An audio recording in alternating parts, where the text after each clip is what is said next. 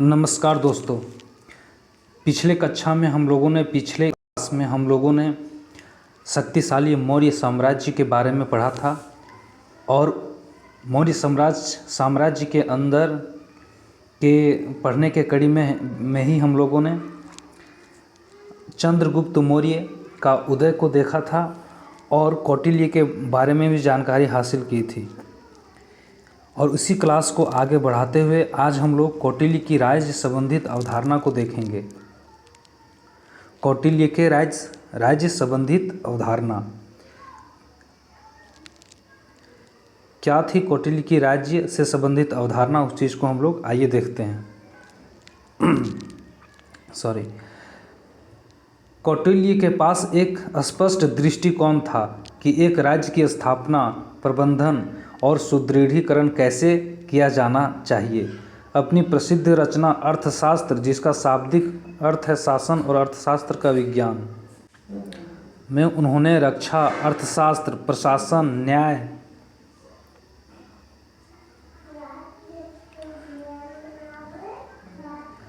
नगर नियोजन, कृषि व्यवस्था तथा लोक कल्याण जैसे कई विषयों में दिशा निर्देशों का वर्णन किया। उनकी प्रमुख राजनीतिक अवधारणाओं में एक सप्तांग सिद्धांत, जिसके अनुसार राज्य 7 भागों से निर्मित होता है।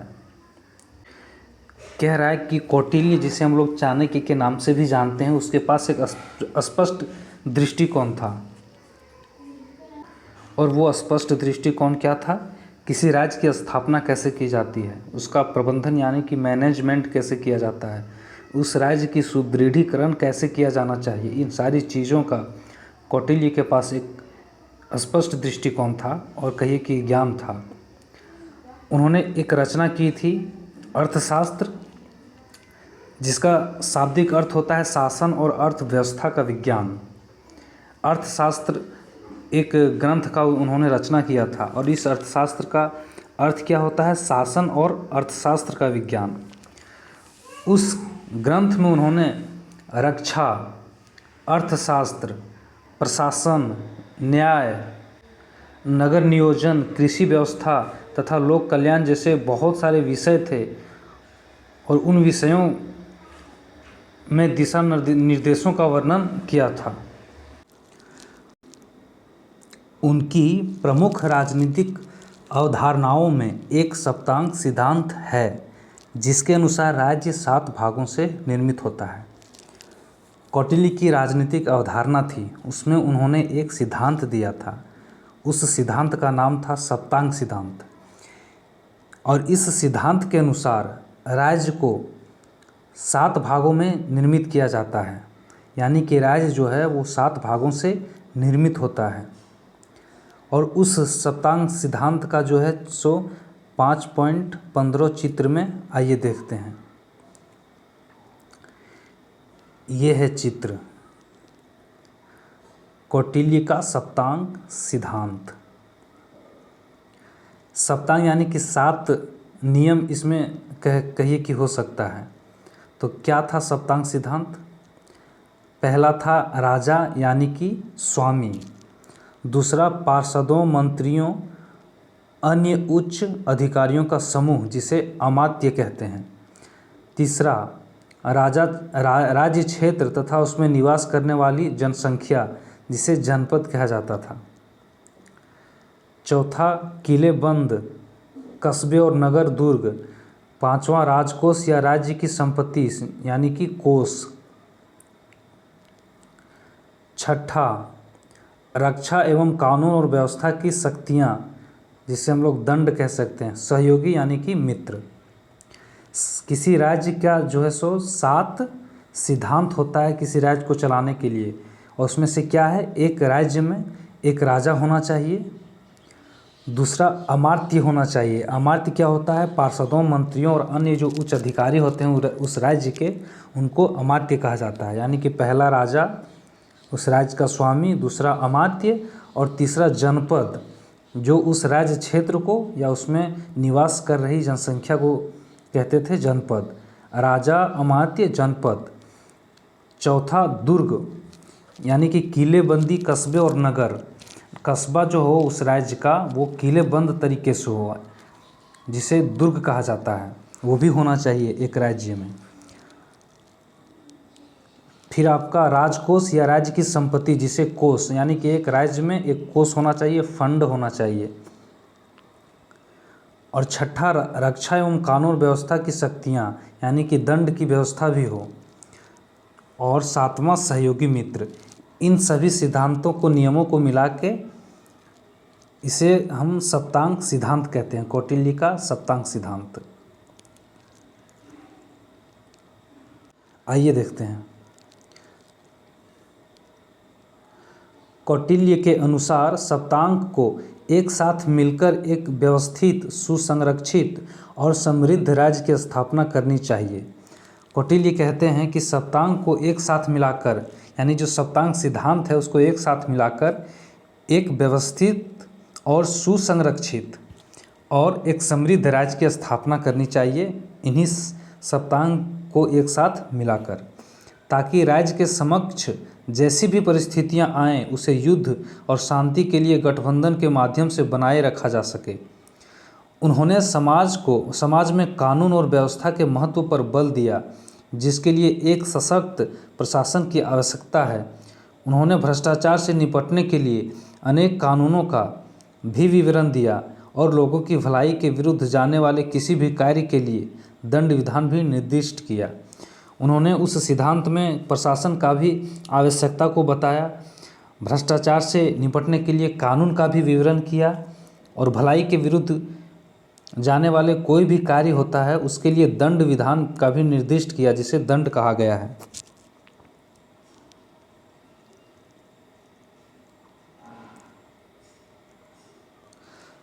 कौटिल्य के शासन का मूल दर्शन भारतीय मूल्यों के अनुरूप है। और कौटिल्य के शासन का जो मूल दर्शन था, फिलॉसफी था, वो भारतीय जो संस्कृति कह सकते हैं या भारतीय मूल्यों के अनुरूप था। अपनी प्रजा की प्रसन्नता में राजा की प्रसन्नता निहित है, प्रजा की भलाई में उसकी भलाई है। राजा को केवल वही अच्छा नहीं मानना चाहिए जो उसे प्रसन्न करे, बल्कि जो उसकी प्रजा को अच्छा लगे उसे अपने लिए भी वही लाभदायक मानना चाहिए। दूसरे शब्दों में राजा चाहे कितना भी शक्तिशाली क्यों न हो, उसे सदैव प्रजा के हितों को प्राथमिकता देनी चाहिए। कौटिल्य का जो शासन का मूल दर्शन भारतीय था। भारतीय किस तरह से था? क्योंकि भारतीय दर्शन में ये देखा जाता है, ये कहा जाता है कि अब राजा जो होता है अपनी प्रजा की प्रसन्नता में ही राजा की प्रसन्नता निहित है। ये चीज़ प्रचलित है भारतीय दर्शन में। प्रजा की भलाई में ही उसकी भलाई है।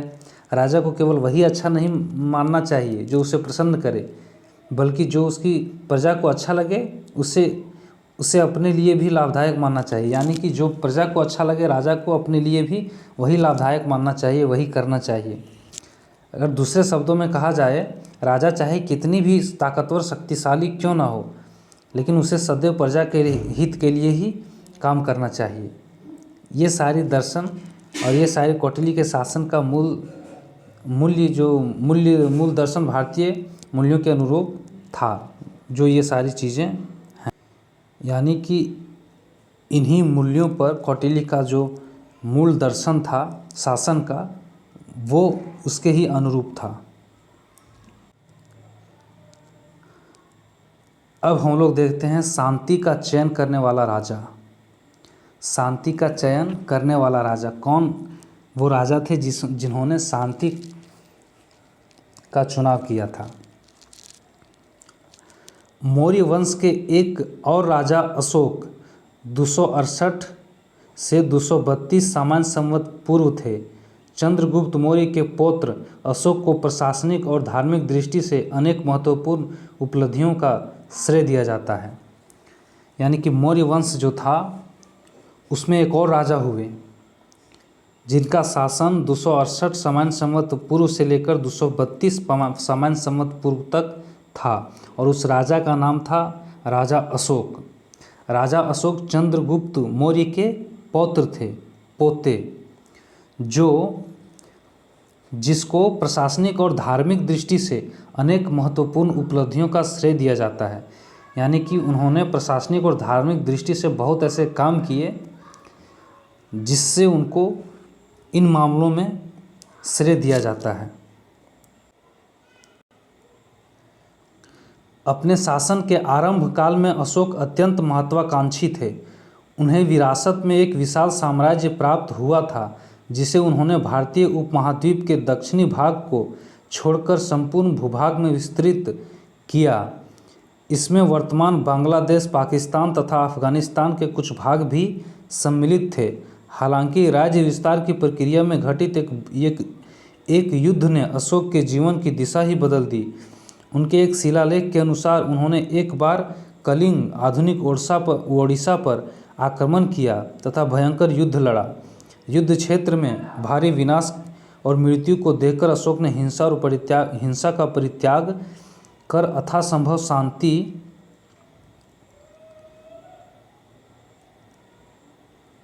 और अहिंसा के मार्ग को अपनाने का निर्णय लिया, जो महात्मा बुद्ध की शिक्षा के अनुरूप था। कह रहा है कि अशोक शुरुआती समय में बहुत ही महत्वाकांक्षी राजा थे। उन्होंने विरासत में एक विशाल साम्राज्य विरासत में उनको मिला था। उनको जो साम्राज्य मिला था वो विरासत से प्राप्त था और उस साम्राज्य को उन्होंने भारत के उपमहाद्वीप के केवल दक्षिणी भाग को छोड़कर पूरे संपूर्ण भूभाग पर विस्तृत कर दिया था, कि यानी कि अपने साम्राज्य का विस्तार कर दिया था। और इस विस्तार में उन्होंने वर्तमान जो अभी बांग्लादेश है, पाकिस्तान है और अफगानिस्तान के भी कुछ भाग में उन्होंने अपने साम्राज्य का विस्तार किया था। लेकिन राज्य की विस्तार प्रक्रिया में एक घटना घटी।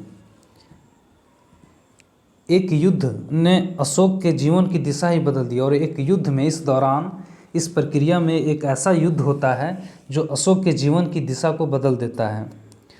अशोक के एक शिलालेख के अनुसार अशोक जो थे, सम्राट अशोक, एक बार कलिंग जो अभी ओडिशा में है उस पर आक्रमण किया था तथा भयंकर युद्ध लड़ा। और युद्ध क्षेत्र में भारी विनाश और मृत्यु को देखकर अशोक ने हिंसा का परित्याग कर और युद्ध में जो भारी विनाश और मृत्यु को अशोक ने देखा तो उन्होंने हिंसा का परित्याग कर दिया और यथासंभव शांति और अहिंसा के मार्ग को अपनाने का निर्णय ले लिया। और ये शांति और अहिंसा का जो मार्ग था वो भगवान बुद्ध की शिक्षा के अनुरूप था और यही शांति और अहिंसा के मार्ग पर चलने का उन्होंने निश्चय लिया। किस लिए? भारी विनाश और मृत्यु को देखकर कलिंग के युद्ध में। बुद्ध की शिक्षाओं को अपनाने के उपरांत अशोक ने बुद्ध के संदेश को दूर दूर तक प्रसारित के लिए श्रीलंका, थाईलैंड, मध्य एशिया और उससे भी आगे तक दूत भेजे। और जो अशोक थे उन्होंने बुद्ध के शिक्षा को अपनाया और उसके बाद भगवान बुद्ध के संदेश को दूर दूर तक पहुंचाने के लिए, प्रसारित करने के लिए श्रीलंका, थाईलैंड, मध्य एशिया और उससे भी आगे तक अपने दूत को उन्होंने भेजा था। अशोक ने अपने साम्राज्य के कई स्थानों पर चट्टानों या स्तंभों पर शिलालेख उत्कीर्ण करवाए। इसलिए इतिहासकारों ने कभी कभी अशोक को महान संचारक भी कहा है। अशोक ने अपने साम्राज्य के कई स्थानों पर चट्टान जो होते हैं और कई स्तंभ होते हैं जिसे हम लोग स्तंभ भी कहते हैं, उस पर शिलालेख उत्कीर्ण करवाए, यानी कि शिलालेख लिखे। इस कारण कई इतिहासकार जो हैं वो कभी कभी अशोक को एक महान संचारक भी कहते हैं।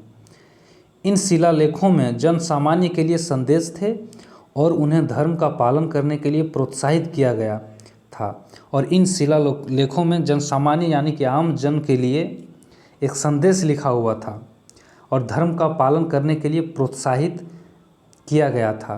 अधिकांश शिलालेख भारत के कई भागों में लोकप्रिय प्राकृत भाषा में उत्कीर्ण थे। और अशोक के जो अधिकांश शिलालेख यानी कि सबसे ज़्यादा जो शिलालेख थे वो भारत के कई भागों में लोकप्रिय जो प्राकृत भाषा थी उसी भाषा में उत्कीर्ण किए थे। ये शिलालेख ब्राह्मी लिपि में लिखे गए और ये शिलालेख ब्राह्मी लिपि जो होता है उसमें लिखे गए थे। ब्राह्मी भारत की सभी क्षेत्रीय लिपियों की जननी मानी जाती है। और यहाँ पे कहा गया है कि ब्राह्मी लिपि जो थी वो भारत के सभी जो क्षेत्रीय लिपियाँ हैं उसकी जननी मानी जाती है, यानी कि भारत की सभी जो क्षेत्रीय लिपियाँ हैं वो इसी ब्राह्मणी या ब्राह्मी लिपि से लिए गए हैं, या कहिए कि उसका उत्पत्ति हुआ है। हमने ब्राह्मी लिपि में लिखी प्राकृत भाषा का उल्लेख किया है, इसका क्या अर्थ है?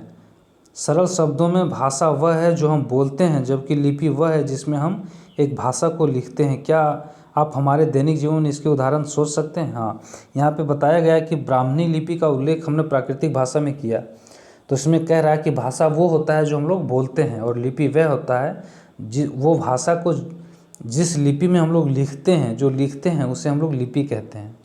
इसलिए कह रहा है कि बोलने के लिए प्राकृतिक भाषा थी और लिखने के लिए ब्राह्मणी लिपि। अपने शिलालेखों में अशोक ने स्वयं को देवनाम प्रियदर्शी या देवनाम प्रियदर्शी कहा है। पहले शब्द का अर्थ है देवताओं के प्रिय और दूसरे शब्द का अर्थ है दूसरों के प्रति दयालुता से व्यवहार करने वाला। और सम्राट जो अशोक थे वो अपने शिलालेखों में अपने आप को वो देवनाम प्रियदर्शी, जिसका अर्थ होता है देवताओं के प्रिय, और देवनाम प्रियदर्शी जिसका अर्थ होता है दूसरों के प्रति दयालुता से व्यवहार करने वाला, इस चीज़ को अपने शिलालेखों में उन्होंने लिखा है या अपने आप को बताया है। वास्तव में शिलालेखों की भाषा से यह स्पष्ट होता है कि वह स्वयं को एक परोपकारी और दयालु शासक के रूप में चित्रित करने में रुचि रखते थे। आइए इससे संबंधित उदाहरण देखते हैं। और इन शिलालेखों से यह पता चलता है, स्पष्ट होता है कि अशोक जो थे वो स्वयं को परोपकारी यानी कि दूसरे का उपकार करने वाला और दयालु शासक के रूप में अपने आप को चित्रित करने का या कि कहलाने का रुचि रखते थे। और इससे संबंधित कुछ उदाहरण हम लोग भी आगे देखते हैं। हालांकि कुछ दक्षिणी राज्य मौर्य साम्राज्य का भाग नहीं थे, लेकिन अशोक ने उनके समग्र कल्याण का समर्थन किया।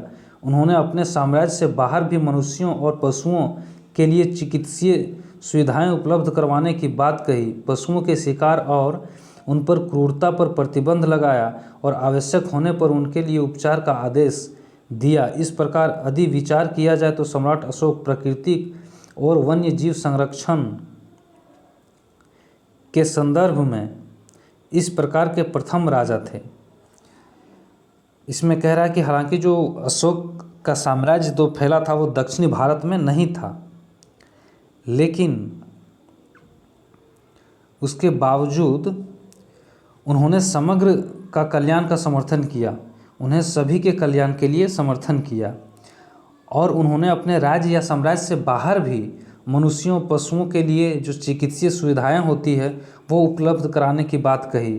पशुओं के लिए जो शिकार किया जाता है और उनके साथ जो क्रूरता किया जाता है पशुओं के साथ, उस पर प्रतिबंध लगाया अशोक ने, और आवश्यक होने पर उनके लिए उपचार का आदेश भी दिया। और इस प्रकार से यह विचार किया जाए तो पता चलता है कि जो सम्राट अशोक थे वो प्रकृति और वन्य जीव संरक्षण जो होता है इनके संदर्भ में ये सबसे पहले राजा थे जो इन चीज़ों पर ध्यान दिया था। उन्होंने अपने साम्राज्य की मुख्य सड़कों के किनारे नियमित अंतराल पर विश्राम गृहों के निर्माण, कुएं बनवाने और फलदार एवं छायादार वृक्ष को लगवाने के बारे में अपने अभिलेखों में उल्लेख किया है। और सम्राट अशोक ने यह भी अपने शिलालेखों में उल्लेख किया है कि उन्होंने अपने साम्राज्य के मुख्य सड़क के किनारे जो है सो नियमित अंतराल में एक जो होता है सेम अंतराल में विश्राम गृह यानी कि ठहरने का, विश्राम करने का जो है सो घर बनाया, कुएं बनवाए और फलदार और छायादार वृक्ष को भी लगवाया। ऐसा उन्होंने अपने अभिलेख में उल्लेख किया है। उन्होंने सभी संप्रदायों, उनके समय में प्रचलित विभिन्न विचारधाराएं को एक दूसरे की उचित शिक्षाओं को स्वीकार करने और उनका अध्ययन करने के लिए प्रोत्साहित किया। और अशोक ने यह भी किया कि उस समय के जो विभिन्न संप्रदाय थे जिनके विचार अलग अलग थे को भी एक दूसरे की उचित शिक्षाओं को स्वीकार करने उन्होंने यह इस पर जोर दिया कि अलग अलग संप्रदायों के जो भी शिक्षा हैं उसको भी स्वीकार किया जाए और उसका अध्ययन के लिए उन्होंने मोटिवेट या प्रोत्साहित भी किया। हालांकि हमें अशोक के सभी शिलालेखों को शाब्दिक रूप से स्वीकारने की आवश्यकता नहीं है, तथापि यह स्पष्ट है कि कौटिल्य के शासन दर्शन के अनुरूप उन्होंने अपनी प्रजा के कल्याण हेतु निरंतर प्रयास किया और उन तक अपने विचार पहुंचाने का प्रयास किया। यहाँ कह रहा है कि अशोक के सभी जो शिलालेख या अभिलेख थे उसको शाब्दिक रूप से नहीं स्वीकार सकते हम लोग, या स्वीकारने की ज़रूरत नहीं है, लेकिन यह स्पष्ट होता है कि कौटिल्य जो थे, चाणक्य जो थे, उनका जो शासन दर्शन था उसके अनुरूप ही सम्राट अशोक ने प्रजा के कल्याण के लिए निरंतर प्रयास किया और अपने विचार पहुंचाने का भी प्रयास किया। अशोक की मृत्यु के बाद मौर्य साम्राज्य लगभग आधी शताब्दी तक चलता रहा। हालांकि उनके उत्तराधिकारी साम्राज्य को एकजुट रखने में असमर्थ रहे और कई छोटे राज्य में टूट गए और स्वतंत्र हो गए। लगभग 185 संवत पूर्व भारत ने अपनी यात्रा के दूसरे चरण की शुरुआत की। अगले अध्याय में इस यात्रा में भविष्य और ध्रुव पुनः हमारे साथ जुड़ेंगे।